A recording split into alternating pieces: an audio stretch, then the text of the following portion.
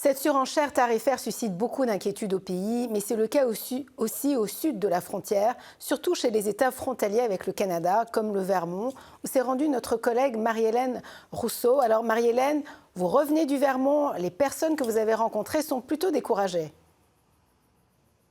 Oui, découragé, en colère, triste également. On s'est rendu à Zeb, à Newport, qui est tout près d'ici, près de la frontière canado-américaine. C'est une petite municipalité aux abords du lac Memphremagog, un lac qui est partagé avec le Canada.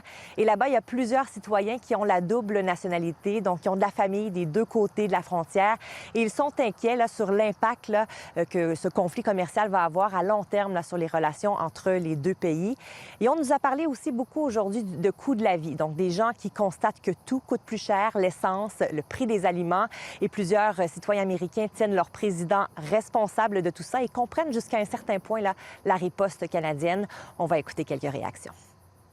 I'm an architect and I build for a living. And we see anytime something like this happens, we see building costs go up because the materials go up. That impacts my clients. I think it's embarrassing that we treat other countries that have done nothing wrong to us like Canada's being treated. The cost of oil is definitely higher, gas, food has gone way up. I don't support Donald Trump at all or any of his policies, and we love Canada. Marie-Hélène, le monde politique aussi en a assez là. Oui, il faut dire que le Vermont est un État qui est majoritairement démocrate. Donc, parmi toutes les réactions qu'on a pu recueillir aujourd'hui, c'était, majoritairement ou presque essentiellement défavorable à Donald Trump. Probablement que si on avait été dans un autre État américain, les réactions auraient été un peu différentes. Mais on a parlé également avec une sénatrice de l'État du Vermont qui constate que les impacts négatifs le sont tant pour les Américains que les Canadiens. On l'écoute.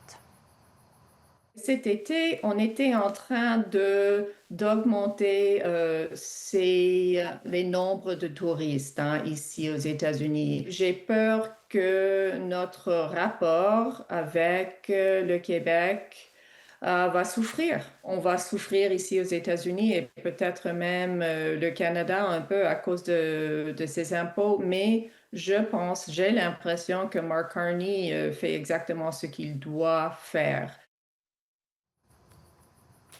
Donc, plusieurs ont dans leur mire les élections de mi-mandat en novembre. Est-ce que ça pourra permettre d'envoyer un message clair à Donald Trump? Plusieurs l'espèrent. Merci beaucoup, Marie-Hélène.